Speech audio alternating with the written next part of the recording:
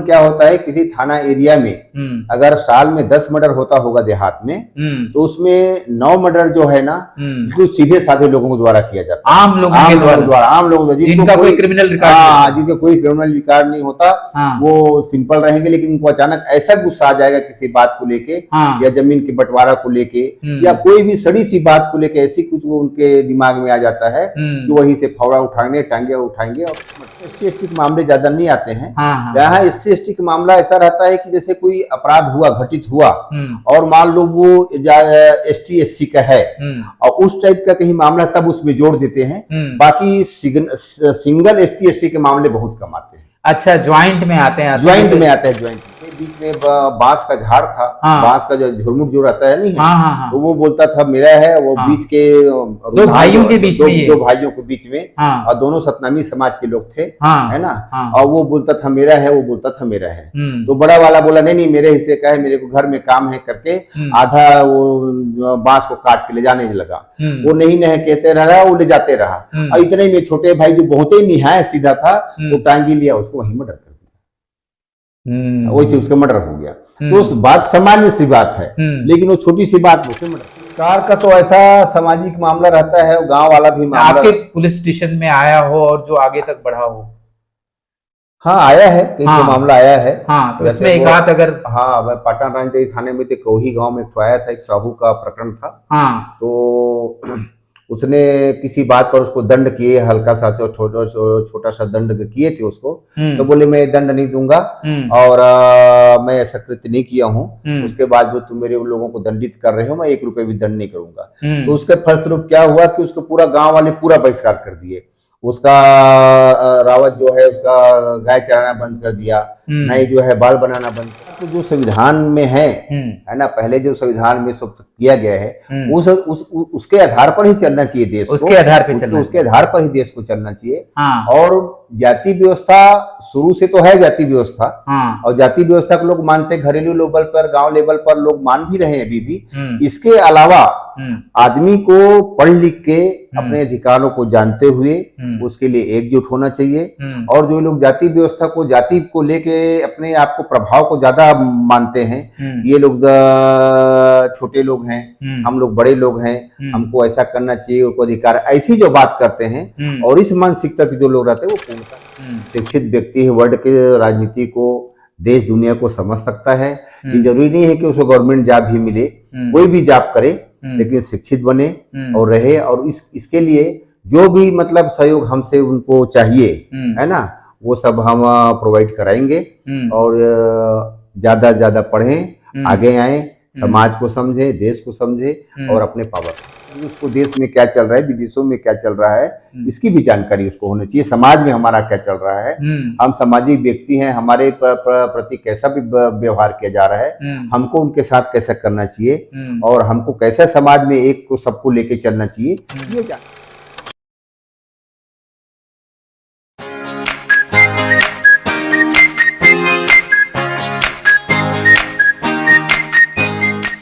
नमस्कार, आप देख रहे हैं सुकृति इंडिया।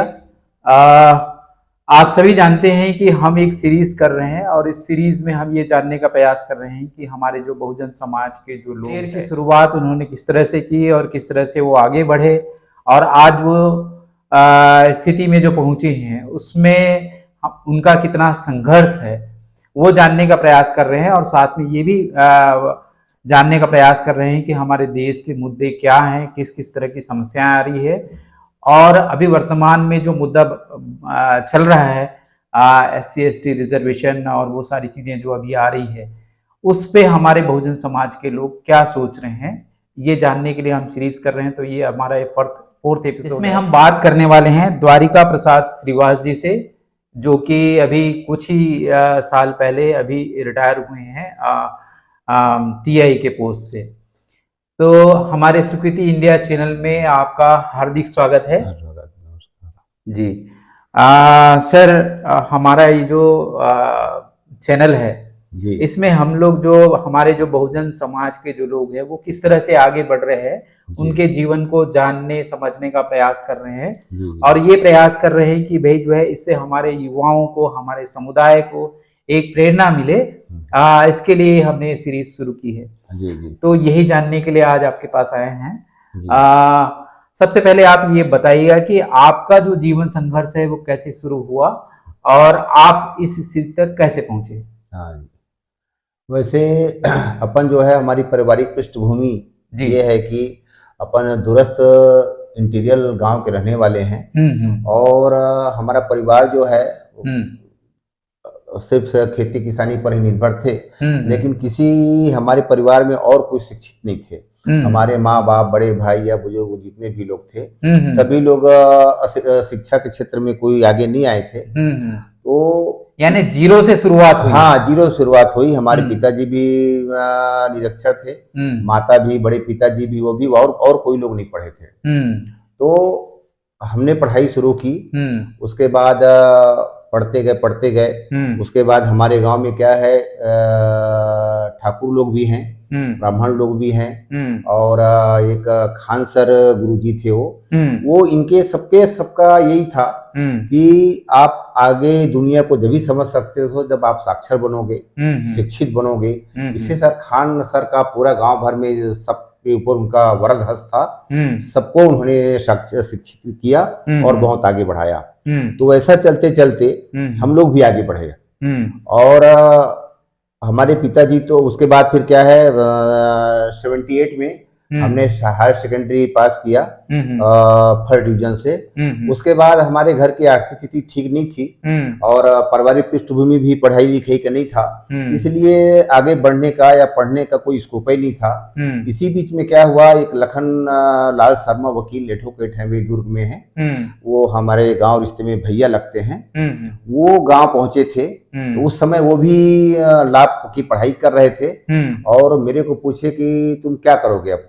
तो मैंने बताया भैया कि मेरा तो अभी कुछ दिख नहीं रहा है, तो मैं कैसे करूं, क्या करूंगा, नहीं करूंगा, ये मेरे को मालूम ही नहीं है। तो उन्होंने मेरे को फिर दुर्ग ले आया और बोले कि चलो, मैं जैसे प्राइवेट पढ़ रहा हूँ, लॉ करूंगा, तुम भी लॉ करना, और फिर दोनों भाई हम लोग वकील बन जाएंगे, और उसके बाद अगर और अच्छा रहा तो दोनों जज बन जाएंगे। जी, ऐसा करके लखन लाल शर्मा जो कुछ भैया जी हैं, वो मेरे को दुर्ग ले आए। उसके बाद एक वकील के यहाँ मेरे को फिट कर दिए। तो मैं एक एडवोकेट के यहाँ मुंशी के रूप में काम करते रहा। वही 4-5 महीने किया। उसके बाद फिर क्या हुआ, हमारे ही गांव के एक राजपूत ठाकुर जो है एमटी में ड्राइवर थे पुलिस में, वो देखे, उनसे बात हुई तो उस समय पुलिस की भर्ती निकली। तो वो फिर बोले कि तुम तो हाइट चेस्ट में और पढ़ाई लिखाई में अच्छे हो, ऐसा करके फिर मेरे को पुलिस में भर्ती कराने ले गए। उसके बाद फिर पुलिस में आरक्षक के रूप में मेरी पदस्थापना हो गई। जी जी, कौन से ईयर में हुई है ये? 1979 में। 1979 में हुई है। तो इस तरह से आपकी जो शुरुआती जिंदगी है उसकी शुरुआत हुई। हाँ, जी जी जी, ठीक है। तो आगे चल करके आपका जो लाइन ऑफ प्रमोशन है वो कैसे आगे बढ़ा और उस दौरान आपको क्या क्या संघर्ष से होकर के गुजरना पड़ा? वैसे गांव की पृष्ठभूमि से और पढ़े लिखे लोगों के बीच में रहने की वजह से मेरे को आगे बढ़ने का बहुत शौक था। और पढ़ाई लिखाई में भी मैं हायर सेकेंडरी फर्स्ट डिवीजन से पास हुआ था। इसलिए जो विभागीय परीक्षाएं होती थी उसको मैंने हर बार में एक बार में ही क्लियर किया। अच्छा है ना, एक बार में ही क्लियर किया, कोई डबल तिबल परीक्षा नहीं देना पड़ा। और कांस्टेबल से हेड कांस्टेबल परीक्षा दे के बन गया। उसके बाद हेड कांस्टेबल कुछ दिन रहने के बाद फिर मैं एएसआई का एग्जाम दिया, फिर एएसआई बन गया। एएसआई के रूप में मैं दुर्ग जिला में बोरी थाना पर चौकी प्रभारी था। उसके बाद मारो में चौकी प्रभारी था और उसके बाद बिरला थाने में भी रहा। उसके बाद फिर क्या हुआ, उस समय चला था कि पुलिस का अधिकारी अपने गृह जिला में नहीं रहेंगे करके, तब फिर मेरा एएसआई में रायपुर जिला ट्रांसफर हो गया। रायपुर ट्रांसफर हो गया। ठीक है। ये 99 में, हाँ, उस 99 में रायपुर जिला हो गया। तो रायपुर जिला में मैं जो है पलारी, गिदपुरी और मौधापारा और इसमें रहा, धरसीवा में भी रहा। और धरसीवा में 2007 में फिर मैं सब इंस्पेक्टर बन गया। तो आपका जो अधिकतर जो कार्यकाल है वो शहर में रहा या गांव में ज्यादा रहा? मेरा ज्यादातर 75% गांव में रहा। 75% गांव में रहा और 25% शहर में रहा। जी जी। हाँ। तो हम अब इसमें ये जानना चाहेंगे कि गांव में मतलब जो मामले जो आते हैं, खास करके पुलिस स्टेशन में जो मामले आते हैं, क्योंकि अधिकतर जो सबसे ज्यादा जो समस्या होती है वो गांव में होती है, क्योंकि गांव में जो लोग ठीक ढंग से पढ़ लिख नहीं पाते, या फिर जो कृषि के व्यवसाय से जो लोग जुड़े रहते हैं, जो लोग गरीब लोग रहते हैं, वो गांव में ही रहते हैं, तो अज्ञानता की वजह से बहुत सारी समस्याएं हो जाती होगी। तो मैं जानना चाह रहा हूँ कि किस किस तरह की वहां पर आपके पुलिस स्टेशन में समस्याएं आती थी? पहली समस्या तो वहाँ क्या है, जमीन संबंधी लड़ाई झगड़ा होता है, और जमीन संबंधी विवाद में मर्डर तक हो जाते हैं। अच्छा। हाँ, जमीन विवाद में हत्या भी हो जाती है। हाँ। और अमूमन क्या होता है, किसी थाना एरिया में अगर साल में 10 मर्डर होता होगा देहात में, तो उसमें 9 मर्डर जो है ना, बिल्कुल सीधे साधे लोगों द्वारा किया जाता है, आम लोगों द्वारा जिनका कोई क्रिमिनल रिकॉर्ड, जिनका कोई क्रिमिनल रिकॉर्ड नहीं होता, वो सिंपल रहेंगे। लेकिन उनको अचानक ऐसा गुस्सा आ जाएगा किसी बात को लेके, या जमीन के बंटवारा को लेके, या कोई भी सड़ी सी बात को लेके, ऐसी कुछ वो उनके दिमाग में आ जाता है कि वही से फावड़ा उठाएंगे, टांगे उठाएंगे और मर्डर कर देंगे। तो अज्ञानता के वश से, अज्ञानता के चलते ये हत्याएं वहां होती है। अच्छा। अज्ञानता के चलते हत्या होती है। और दूसरी बात वो भी आता है, जैसे कई लड़के लोग अपने माँ बाप को परिवार तंग करते हैं, है ना, वे भी केस वहां बहुत आता है ना, कि अपने माँ को मारपीट कर रहे हैं, पिताजी से मारपीट कर रहे हैं, पत्नी से मारपीट कर रहे हैं। तो ऐसे रिपोर्टें भी आती हैं, मामले भी गाँव में आते हैं। हाँ, गाँव में आते हैं मामले। अच्छा, ठीक ठीक ठीक, इस टाइप के मामले आते हैं। ठीक है। और सामाजिक मामलों में किस तरह के मामले आते हैं? सामाजिक मामले में तो बहिष्कार वाला मामला आता है। तो बहिष्कार वाले मामले में क्या है, गांव में भी अशिक्षा तो रहता ही है ना, शिक्षित आदमी का वहां कुछ चलना नहीं रहता है। अशिक्षित लोग ही गांव का मुखिया बन जाते हैं, और उनका पीढ़ी दर पीढ़ी चलता है। तो एक भी किसी बात हुई तो एक को दंड लगा देते हैं, और दंड लगा के गाँव के बहिष्कार कर देंगे उसको, है ना। और बहिष्कार कर से उसके पैसा लेते हैं, और उसी पैसा से अपना गुलछर्रे भी उड़ाते हैं। उनके समाज के उत्थान से, कि हम समाज के बच्चों को इस दंड में पैसा मिला है, उससे हम बच्चों को पढ़ाएं लिखाएं, ये आगे बढ़े, इससे उनको कोई सरोकार नहीं रहता, कोई सरोकार नहीं, कोई सरोकार नहीं। फोर्थ पॉइंट इसमें ये है कि SC ST के मामले भी क्या वहां आते हैं क्या छत्तीसगढ़ में? जो है नहीं, छत्तीसगढ़ में SC ST के मामले ज्यादा नहीं आते हैं। यहाँ SC ST का मामला ऐसा रहता है कि जैसे कोई अपराध हुआ, घटित हुआ, और मान लो वो ST SC का है, और उस टाइप का कहीं मामला, तब उसमें जोड़ देते हैं। बाकी सिंगल ST ST के मामले बहुत कम आते हैं। अच्छा, ज्वाइंट में आते हैं? ज्वाइंट में आते हैं। जैसे किसी ने मतलब ST ST के साथ मतलब छेड़छाड़ कर दिया, या हाफ मर्डर हो गया, फुल मर्डर हो गया, बलात्कार हो गया, तो उसके साथ ज्वाइंट में आता है। और ऐसा सिंगल वाला रिपोर्ट नहीं आती। कभी कभार कोई आ गया तब बात है, उस टाइप की रिपोर्ट नहीं आती, उस तरह की रिपोर्ट नहीं आती है। अब हम जो मामले आपने जो बताए हैं, उनके छोटे छोटे एक यानी 30 सेकंड 40 सेकंड के एक उदाहरण अगर अपन ले लेते हैं तो बेहतर होता जो है। जैसा पहला मामला आपने बताया जो है जमीन का मामला, जो है जमीन से संबंधित मारपीट का मामला आपने बताया है, तो एक आध कोई मामला ऐसा याद हो कि जिसको बताया जा सके जनता को कि भाई इस तरह की गलतियां वो न करे। हाँ, नहीं, जैसे मैं मारो थाने में था, तो वहाँ के गांव है, वो गांव का नाम तो याद नहीं आ रहा है। बीच में एक दोनों भाई थे, बीच में बांस का झाड़ था, बांस का जो झुरमुट जो रहता है नहीं है, तो वो बोलता था मेरा है, वो बीच के दो भाइयों के बीच में, दो भाइयों के बीच में, और दोनों सतनामी समाज के लोग थे, है ना। और वो बोलता था मेरा है, वो बोलता था मेरा है। तो बड़ा वाला बोला नहीं मेरे हिस्से का है, मेरे को घर में काम है करके आधा वो बांस को काट के ले जाने लगा। वो नहीं कहते रहा, वो ले जाते रहा, और इतने में छोटे भाई जो बहुत ही निहायत सीधा था, वो टांगी लिया, उसको वहीं मर्डर कर दिया। वैसे उसका मर्डर हो गया। तो उस बात सामान्य सी बात है, लेकिन वो छोटी सी बात में उसने मर्डर कर दिया।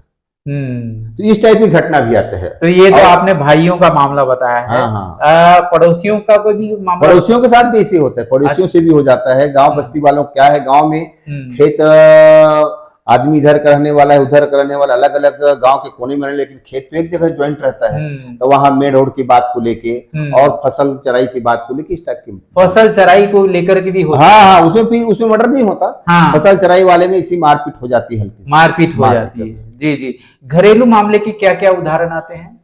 घरेलू मामले का अमूमन एक तो ये आता है कि कोई लेडीज को उसका पति ने किसी के साथ देख लिया, है ना, तो वो क्या करते हैं, वो जो आदमी उसके साथ अनाचार कर रहा है उसके पत्नी के साथ, उसका तो कुछ नहीं करता। अब पत्नी को काट देता है, हाँ। तो पत्नी तो काटने से मर गई। हाँ। और ये 302 का मर्डर केस का मुलजिम बन गया। हाँ। ये जेल चला गया। हाँ। और उसके कारण वो उनके बच्चे अनाथ हो गए, अनाथ है हो ना। गए। तो वो किसी से बदले लेके अपने परिवार को बर्बाद कर देता है अज्ञानता के चलते।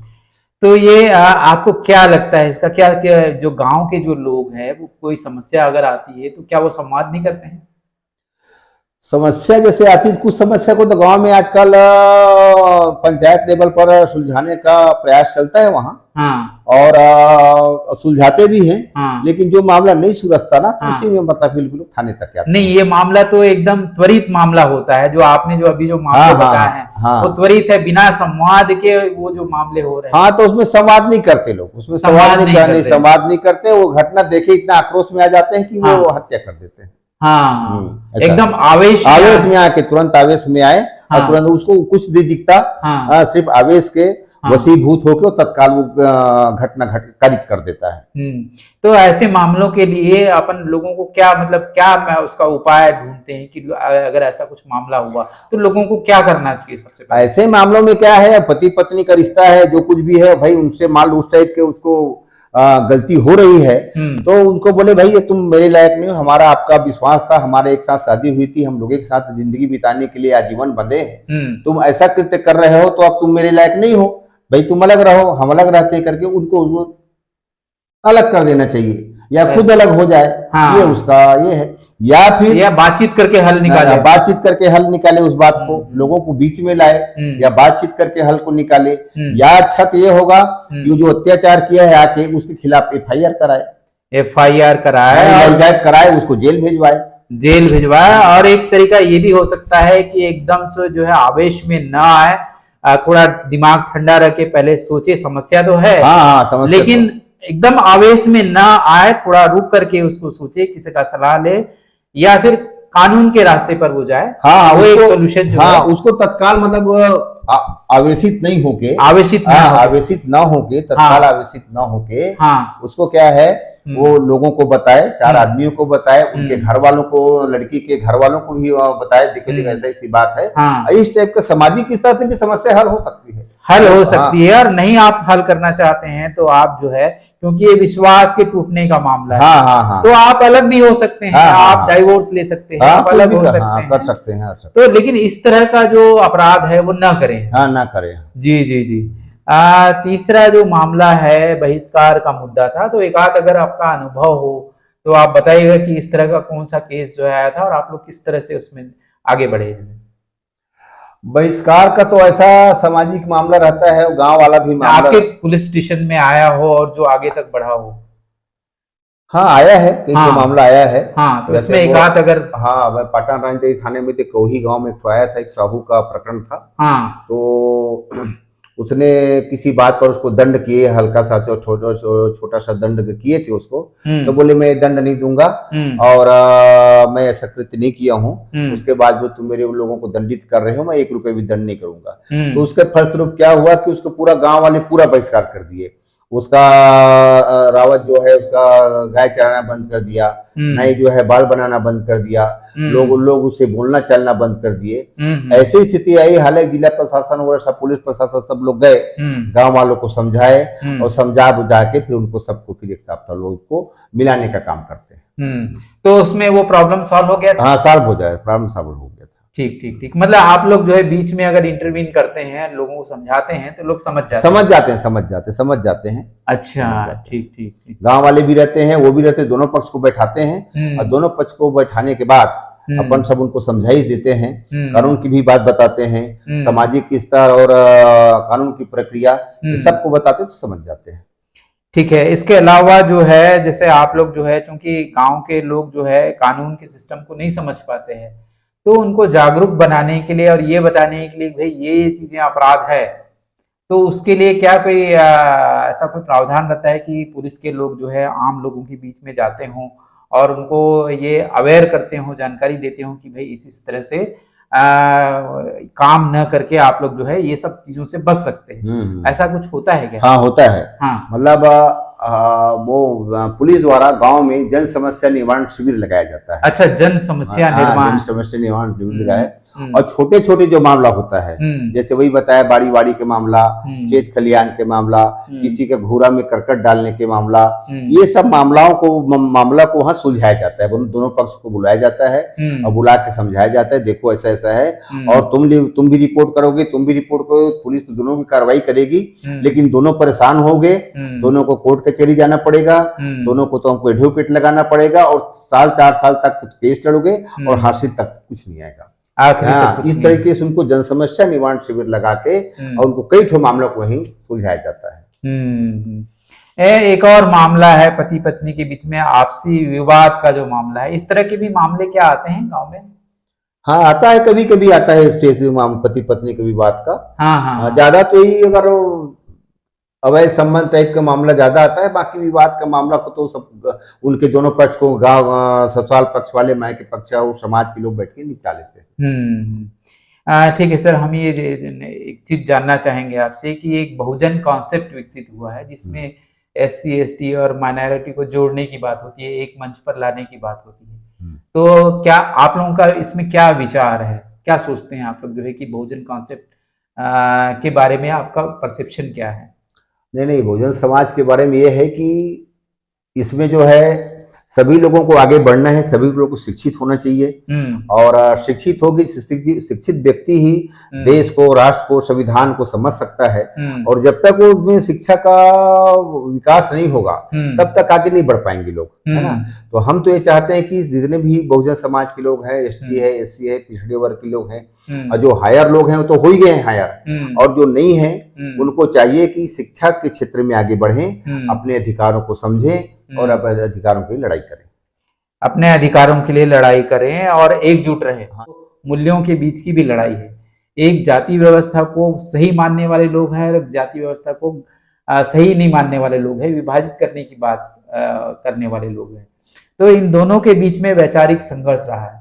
तो हम अगर भारतीय जो इतिहास है उसको अगर हम देखें तो सिंधु घाटी की सभ्यता है, हड़प्पा की जो सभ्यता है, उसमें आप देखेंगे कि तो एक प्रकार की समानता दिखाई देती है, एक प्रकार की स्वतंत्रता दिखाई देती है, संविधान की विचारधारा दिखाई देती है। लेकिन कुछ ऐसे मतलब मानने वाले लोग हैं जो साम दाम दंड भेद उनको अच्छा लगता है और न केवल अच्छा लगता है बल्कि हमारे भारत में बहुत सारे जगह में ये चीजें दिखाई देती है, सरकार की बहुत सारे नीतियों में भी विभाजन की बातें दिखाई देती है। तो ये डिफरेंस तो है। तो इसी मुद्दे को लेकर के कि भाई SC ST OBC के बीच में जो अभी चल रहा है और खास करके यूपी का मामला है कि उसमें रिजर्वेशन जो है वो दरकिनार कर दिया उन्होंने, जो साइड कर दिया। जो प्रतिभाशाली लोग हैं SC ST OBC के लोगों को उच्च स्तर पर उनको जाने नहीं दिया जाता है।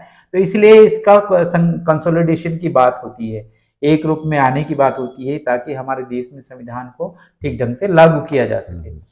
तो इस संदर्भ में हम जानना चाह रहे थे कि आप क्या सोचते हैं?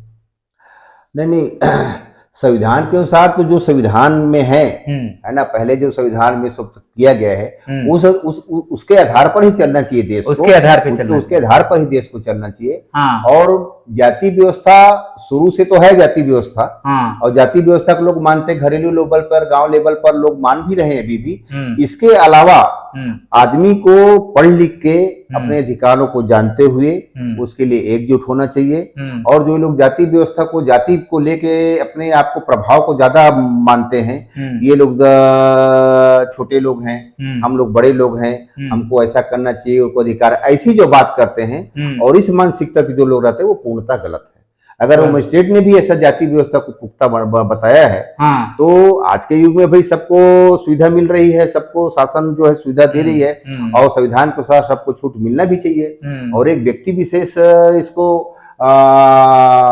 पुष्ट करे तो वो गलत बात है। गलत बात है सर। एक व्यवहारिक सवाल भी ये है कि जो वर्ण व्यवस्था है ना, वर्ण व्यवस्था की खास करके बात होती है कि वर्ण व्यवस्था को भगवत गीता में और रामायण में जो है सही बताया गया है।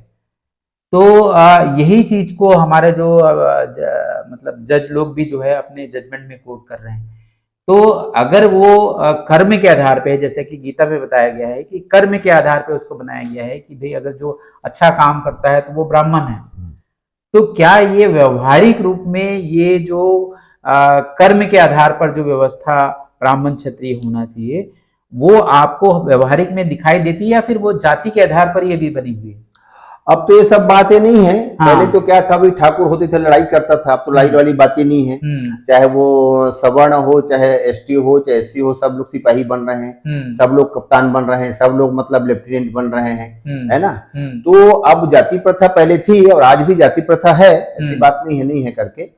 लेकिन जो उसमें ज्यादा ही मतलब कास्टिज्म को लेके जो बात करता है कि ऐसा होना चाहिए, नहीं, जन्म के आधार पर नहीं, मतलब जन्म के आधार पर नहीं है, भारतीय धर्म के आधार पर है। भारतीय धर्म ग्रंथ तो जन्म के आधार पर ही जाति का ये हुआ है। हाँ, लेकिन अभी जस्टिफाई किया जा रहा है। हाँ, जैसे वाल्मीकि जी जो हैं, ये लोग कोई मतलब ब्राह्मण थोड़ी थे, है ना।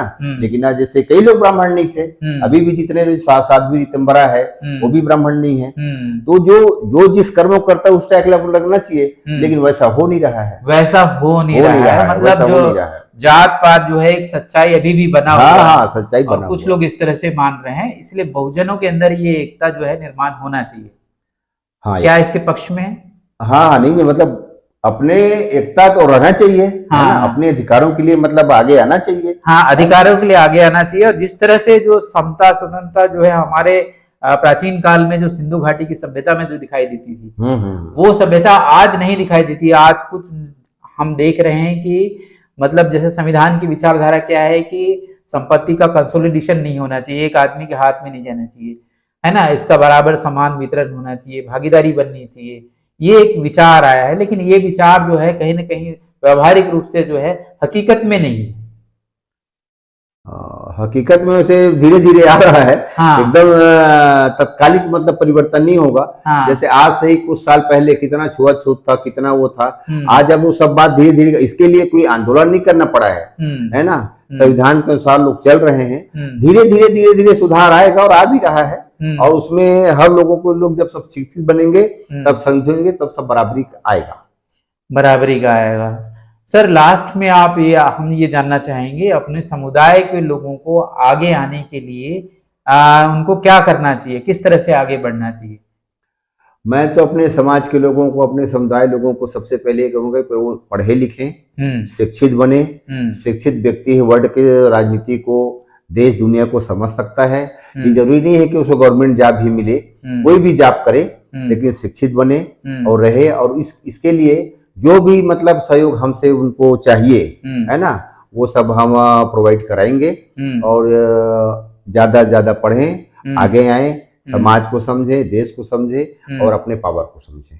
हाँ, आपने शिक्षा की बात की, जो है शिक्षा का मतलब आप क्या बताना चाह रहे हैं कि मतलब फॉर्मल एजुकेशन रहे या फिर किस तरह की शिक्षा होनी चाहिए? नहीं, शिक्षा तो भाई जो डिग्रियां हैं तो उसको प्राप्त करनी पड़ेगी। हाँ, डिग्री तो उसको प्राप्त करनी पड़ेगी। इसके डिग्री के अलावा जो व्यवहार की जो वो शिक्षा है, व्यवहारिक ज्ञान भी है, व्यवहारिक शिक्षा भी, उसको देश में क्या चल रहा है, विदेशों में क्या चल रहा है, इसकी भी जानकारी उसको होनी चाहिए। समाज में हमारा क्या चल रहा है, हम सामाजिक व्यक्ति हैं, हमारे प्रति कैसा भी व्यवहार किया जा रहा है, हमको उनके साथ कैसा करना चाहिए और हमको कैसे समाज में एक को सबको लेके चलना चाहिए, ये जानकारी आवश्यक है। ये जानकारी आवश्यकता है। मतलब इसका यही है कि हम जो पढ़ रहे हैं, जिस सामाजिक व्यवस्था के बारे में पढ़ रहे हैं, जिस पॉलिटिक्स के बारे में पढ़ रहे हैं, वो हमारे व्यवहारिक जिंदगी से कितना कितना वास्तविक रूप में दिखाई देती है, ये भी उसमें समझना जरूरी है। अमूमन होता क्या है, लोग पढ़ते लिखते हैं, पढ़ने लिखने के बाद नौकरी करके नहीं, जो चीजें पढ़ाई जाती है वो उनको ऐसा लगता है कि हम उनके व्यवहारिक जीवन में ये सारी चीजें नहीं हो रही है, ये केवल जो है थ्योरेटिकली ये सारी चीजें हो रही है, सैद्धांतिक तौर पर हो रही है। तो जो सैद्धांतिक रूप से जो चीजें हो रही है वो चीजें व्यवहार में भी नजर आनी चाहिए। नहीं, क्या होता है, पढ़ लिख के लोग क्या लगते हैं, नौकरी धंधा पानी मिलेगा उसके बाद साइलेंट हो जाते हैं। मान लो कोर्स में नहीं है, मान लो चीजें नहीं है, तो उसको बड़े बड़े बुद्धिजीवियों का जीवनी पढ़ना चाहिए, बड़े बड़े जीवनी पढ़ना चाहिए। तो जीवनी पे सब्जेक्ट से हर के वो फिर तब उनको जो अपने अधिकार का, पावर की ज्ञान होगा, हाँ, है ना। हाँ, और अब ये तो डिग्री तो लेनी पड़ेगा उसको। हाँ, वो तो अब ये जरूरी तो है। जरूरी है, डिग्री तो लेनी पड़ेगा। जी जी ऐसा जी है। जी। तो कहने का मतलब ये है कि मतलब और भी जो जो लोग समाज में आगे बढ़ गए हैं, जो बुद्धिजीवी इस क्षेत्र में अलग अलग क्षेत्रों में आगे बढ़ गए हैं, युवाओं को या लोगों को, जो लोग आगे जाना चाहते हैं, उन लोग को उनके संपर्क में भी रहने की कोशिश करनी हाँ चाहिए, हाँ, करना चाहिए, बिल्कुल सब में। ताकि उनको एक गाइडेंस मिल सके भाई, जो है कि भाई किस तरह से आगे बढ़ना है व्यवहारिक रूप से, हाँ हाँ। और व्यवहारिक दिक्कतें क्या आती है। हम्म। तो हमारे चैनल के लिए समय निकालने के लिए आपका बहुत बहुत धन्यवाद। चलो तो बहुत। आप देख रहे थे द्वारिका प्रसाद श्रीवास जी को, जिन्होंने बहुत ही अच्छे तरीके से हमारे सारे सवालों के जवाब बहुत ही कम शब्दों में और सारगर्भित रूप में दिए। मैं उनका बहुत बहुत धन्यवाद करता हूँ, साधुवाद करता हूँ। और लगा आप लोग कमेंट करके बताइएगा।